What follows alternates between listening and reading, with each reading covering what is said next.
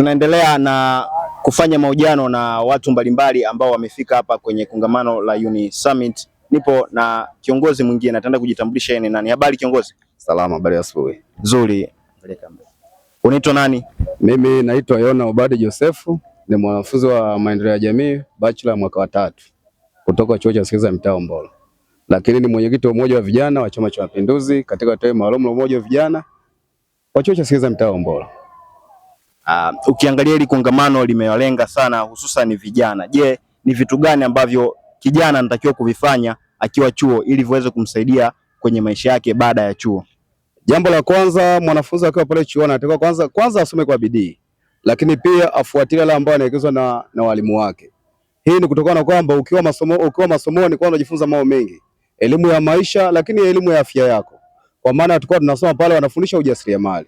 Kwa maana ya kwamba mwanafunzi atakuwa ameshamaliza masomo yake aweze kwenda kutumia ile elimu yake ambayo ameipata darasani na kuifanyia kazi ya kumbadilisha katika maisha yake. Lakini pia katika kongamano hili kuna wale ambao hawatapata nafasi ya kushiriki hapa. Je, unawaambiaje baada ya hili kongamano, vitu gani ambavyo inatakiwa waondoke navyo? Sawa. Kwanza niwapongeze wale ambao wamepata nafasi ya kushiriki, lakini wale ambao wamepata nafasi ya kushiriki wataweza kupata taarifa kutoka kwa viongozi wao, lakini pia katika mitandao ya kijamii na vyombo vingine vya habari. Hii ni kutokana kwamba tukio la leo limekuwa ni tukio kubwa hasa kwa maslahi ya vijana, maendeleo ya vijana wa taifa hili. Shukrani sana kwa muda wako. Asante sana.